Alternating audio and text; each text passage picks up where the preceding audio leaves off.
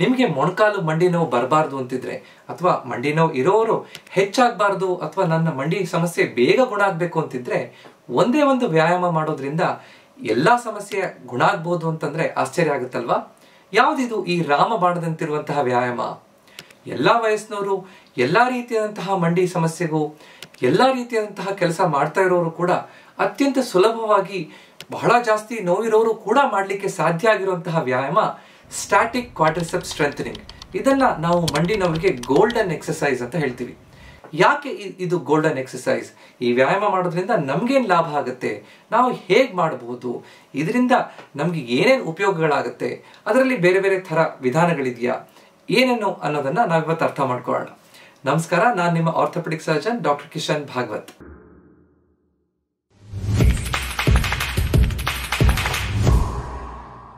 ಮೊಣಕಾಲು ಅಥವಾ ಮಂಡಿ ನಮ್ಮ ದೇಹದಲ್ಲಿರುವಂತಹ ಅತ್ಯಂತ ದೊಡ್ಡದಾದಂತಹ ಕೀಲು. ಇದು ಎರಡು ಮೂಳೆಗಳು, ತೊಡೆ ಮೂಳೆ ಮತ್ತು ಕಾಲಿನ ಮೂಳೆಗಳು ಸೇರ್ಕೊಂಡು ಆಗಿರುವಂತಹ ಒಂದು ಸಂಕೀರ್ಣವಾದಂತಹ ಒಂದು ಸಂಧಿ, ಹಿಂಜ್ ಜಾಯಿಂಟ್ ಅಂತ ಹೇಳ್ತೀವಿ. ಈ ಕೀಲಲ್ಲಿ ಒಳಗಡೆ ಎರಡು ಮೂಳೆಗಳು ಸೇರೋ ಜಾಗದಲ್ಲಿ ಮೃದು ಎಲುಬು, ಕಾರ್ಟಿಲೇಜ್ ಅಂತ ಇರುತ್ತೆ. ಈ ಕಾರ್ಟಿಲೇಜ್ ಇರೋದ್ರಿಂದ ಸ್ಮೂತ್ ಆಗಿ ಮೂವ್ಮೆಂಟ್ ಆದಾಗ ನಮ್ಗೆ ಯಾವುದೇ ರೀತಿಯಾದಂತಹ ಒಳಗಡೆ ಒತ್ತಡ, ಘರ್ಷಣೆ ಇಲ್ಲದೆ ಫ್ರೀಯಾಗಿ ನಮ್ಗೆ ನಡೆಯಕ್ಕಾಗುತ್ತೆ. ಈ ಮಂಡಿ ಇರೋದ್ರಿಂದ ನಮ್ಮ ದೇಹದ ತೂಕ ನಡಿಬೇಕಾದ್ರೆ, ಕೂತ್ಕೊಂಡು ಏಳ್ಬೇಕಾದ್ರೆ, ಮೆಟ್ಲು ಹತ್ತಿ ಇಳಿಬೇಕಾದ್ರೆ, ಭಾರ ಎತ್ತಬೇಕಾದ್ರೆ ನಮ್ಮ ದೇಹದ ತೂಕವನ್ನ ತಗೊಂಡು ನಮ್ಮನ್ನ ಮುಂದೆ ನಡೆಸಲಿಕ್ಕೆ ಇದು ಸಾಧ್ಯ ಆಗುತ್ತೆ. ಈ ಕೀಲಲ್ಲಿ ಯಾವುದೇ ರೀತಿಯಾದಂತಹ ತೊಂದರೆ ಆದ್ರೆ ನಮ್ಗೆ ಮಂಡಿ ನೋವು ಕಾಣಿಸ್ಬೋದು, ನಮ್ಗೆ ಪ್ರತಿಯೊಂದು ಕೆಲಸದಲ್ಲೂ ಕೂಡ ತೊಂದರೆ ಆಗುವಂತಹ ಸಾಧ್ಯತೆ ಇರುತ್ತೆ. ಈ ಮಂಡಿ ಕೀಲಲ್ಲಿ ಕೇವಲ ಈ ಮೂಳೆ ಕಾರ್ಟಿಲೇಜ್ ಅಷ್ಟೇ ಇರುತ್ತಾ? ಖಂಡಿತ ಅಲ್ಲ.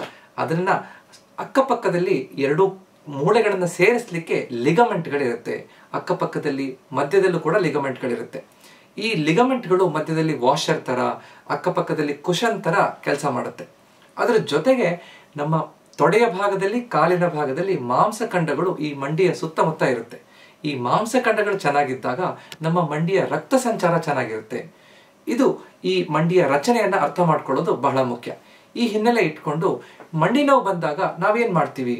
ಮಂಡಿ ನೋವು ಬಂದಾಗ ನಾವೇನಾದ್ರೂ ಒಂದು ತೈಲ ಹಚ್ತೀವಿ, ಒಂದು ಔಷಧಿ ತಗೋತೀವಿ, ನಮ್ಗೆ ಮಂಡಿ ನೋವು ತಾತ್ಕಾಲಿಕವಾಗಿ ಆರಾಮಾಗುತ್ತೆ. ಆದ್ರೆ ಮಂಡಿ ನೋವು ಹೆಚ್ಚಾಗಬಾರ್ದು, ಇರುವಂತಹ ಗಾಯ, ಏಟು ಅಥವಾ ಸವಕಳಿ ಬೇಗ ವಾಸಿ ಆಗ್ಬೇಕು ಅಂತಂದ್ರೆ ದೇಹ ತನ್ನನ್ನು ತಾನು ಸರಿಪಡಿಸ್ಕೊಳ್ಳುವಂತ ಶಕ್ತಿ ಅದಕ್ಕಿರುತ್ತೆ. ಅದಾಗಬೇಕು ಅಂದ್ರೆ ಮಂಡಿಯ ರಕ್ತ ಸಂಚಾರ ಹೆಚ್ಚಾಗಬೇಕು. ಮಂಡಿ ಕೀಲಿಗೆ ಬರುವಂತಹ ಮುಖ್ಯವಾದಂತಹ ರಕ್ತನಾಳ, ರಕ್ತ ಸಂಚಾರ ತೊಡೆಯ ಮಾಂಸಖಂಡಗಳ ಮುಖಾಂತರ ಬರುತ್ತೆ. ತೊಡೆಯ ಮಾಂಸಖಂಡಕ್ಕೆ ಯಾವ ರಕ್ತನಾಳ ರಕ್ತ ಸಂಚಾರ ಕೊಡುತ್ತೋ ಅದೇ ರಕ್ತನಾಳ ನಮ್ಮ ಮಂಡಿಯ ಕೀಲಿಗೂ ಕೂಡ ಕೊಡೋದ್ರಿಂದ ತೊಡೆಯ ಮಾಂಸಖಂಡ ಅಂದ್ರೆ ಕ್ವಾಡ್ರಿಸೆಪ್ಸ್ ಮಾಂಸಖಂಡವನ್ನ ಗಟ್ಟಿಯಾಗಿ ಇಟ್ಕೊಳ್ಳೋದು ಬಹಳ ಮುಖ್ಯವಾದಂತಹ ವಿಷಯ. ಇದನ್ನ ಸರಿಯಾಗಿ ಇಟ್ಕೊಂಡ್ರೆ ನಮ್ಮ ಮಂಡಿಯ ಆರೋಗ್ಯ ಬಹಳ ಚೆನ್ನಾಗಿರುತ್ತೆ. ಈ ಸ್ಟ್ಯಾಟಿಕ್ ಕ್ವಾಡ್ರಿಸೆಪ್ಸ್ ಸ್ಟ್ರೆಂಥನಿಂಗ್ ವ್ಯಾಯಾಮ ಹೇಗ್ ಮಾಡೋದು ಅನ್ನೋದು ತಿಳ್ಕೊಳ್ಳೋಕ್ಕಿಂತ ಮೊದಲು ಈ ವ್ಯಾಯಾಮದಿಂದ ಏನು ಲಾಭ, ಇದನ್ನ ಹೇಗೆ ಇದು ಒಳಗಡೆ ಕೆಲಸ ಮಾಡುತ್ತೆ ಅನ್ನೋದನ್ನ ಅರ್ಥ ಮಾಡ್ಕೊಳ್ಳೋಣ. ಸ್ಟ್ಯಾಟಿಕ್ ಕ್ವಾಡ್ರಿಸೆಪ್ಸ್ ಸ್ಟ್ರೆಂಥನಿಂಗ್ ಹೆಸರಲ್ಲೇ ಇರೋ ಹಾಗೆ ಇದೊಂದು ಸ್ಟ್ಯಾಟಿಕ್ ಎಕ್ಸರ್ಸೈಸ್ ಅಥವಾ ಐಸೋಮೆಟ್ರಿಕ್ ಎಕ್ಸರ್ಸೈಸ್ ಅಂತ ಹೇಳ್ತೀವಿ. ಅಂದ್ರೆ ನಮ್ಮ ಕೀಲುಗಳ ಮೂವ್ಮೆಂಟ್ ಆಗದೆ ಮಾಡ್ಲಿಕ್ಕೆ ಆಗುವಂತಹ ವ್ಯಾಯಾಮ.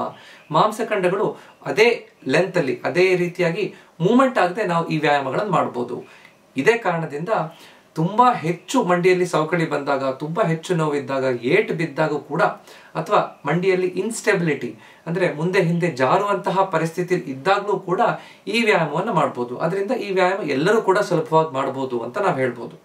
ಈ ವ್ಯಾಯಾಮ ಮಾಡೋದ್ರಿಂದ ಮಾಂಸಖಂಡದಲ್ಲಿ ಆ ಸ್ಟ್ರೆಂತ್ ಹೆಚ್ಚಾಗ್ತಾ ಹೋಗುತ್ತೆ. ಒಳಗಡೆ ಇರುವ ಮಾಂಸಖಂಡದ ಟೋನ್ ಹೆಚ್ಚಾಗ್ತಾ ಹೋಗುತ್ತೆ. ಈ ವ್ಯಾಯಾಮ ಹೇಗೆ ನಮ್ಗೆ ಕೆಲಸ ಮಾಡುತ್ತೆ, ಹೇಗೆ ಲಾಭ ತಂದು ಕೊಡುತ್ತೆ? ಈ ತೊಡೆ ಮುಂಭಾಗದ ಮಾಂಸಖಂಡ ಗಟ್ಟಿ ಇದ್ದಾಗ ಅದು ನಮ್ಮ ಮಂಡಿಗೆ ಸಪೋರ್ಟ್ ಕೊಡುತ್ತೆ, ಒಳಗಡೆ ಇರುವಂತಹ ಲಿಗಮೆಂಟ್ಗಳಿಗೆ ಸಪೋರ್ಟ್ ಕೊಡುತ್ತೆ. ಈಗ ಆಟ ಆಡ್ಬೇಕಾದ್ರೆ ಸಾಮಾನ್ಯವಾಗಿ ACL ಟೇರ್ ಅಂತ ಕೇಳಿರ್ಬೋದು ನೀವು.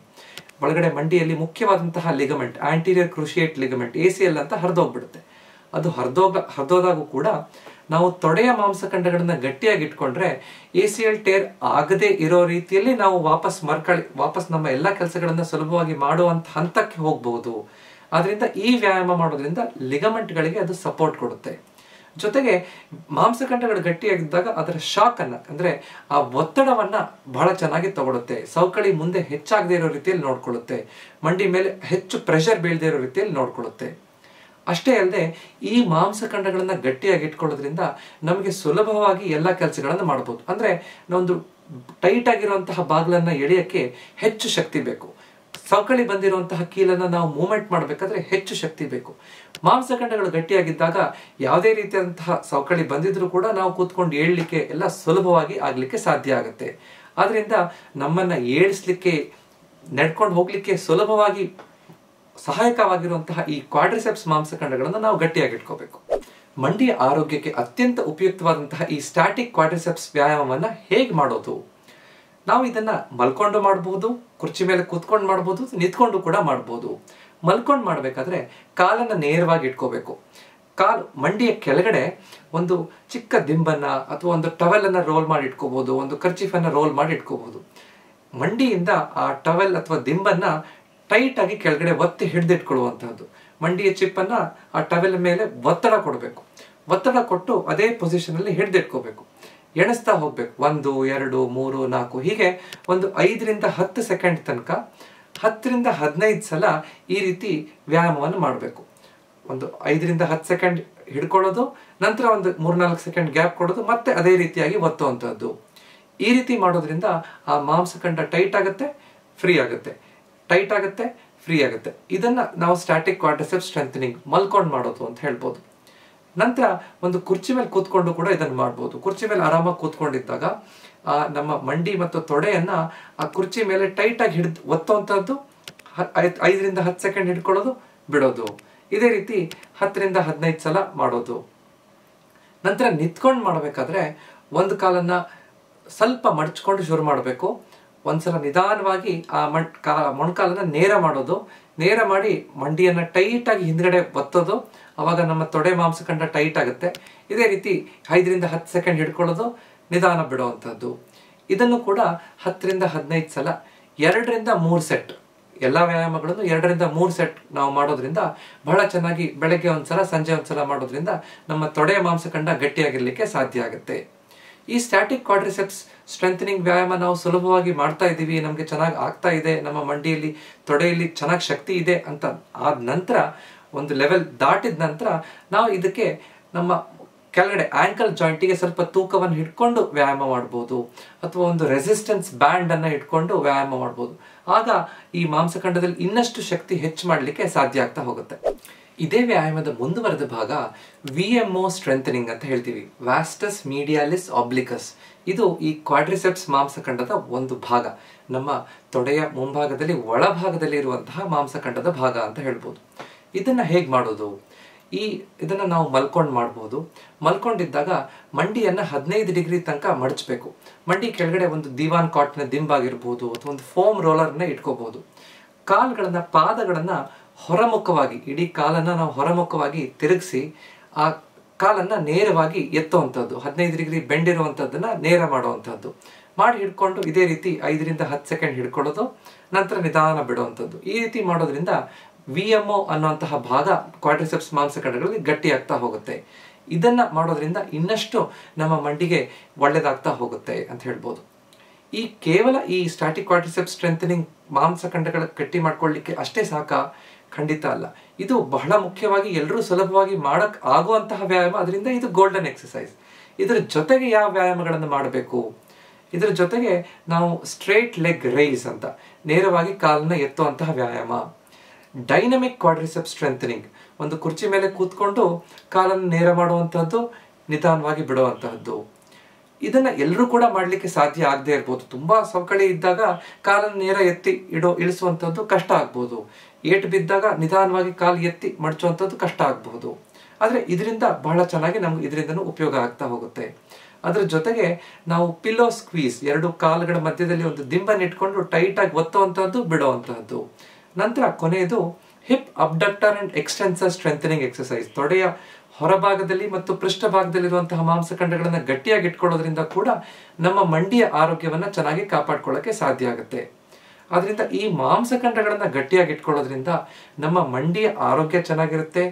ಏಟು ಬೀಳುವಂತ ಸಾಧ್ಯತೆ ಕಡಿಮೆ, ಬೀಳದೆ ಇರೋ ರೀತಿಯಲ್ಲಿ ಅದು ಮಂಡಿಯನ್ನ ಕಾಪಾಡುತ್ತೆ.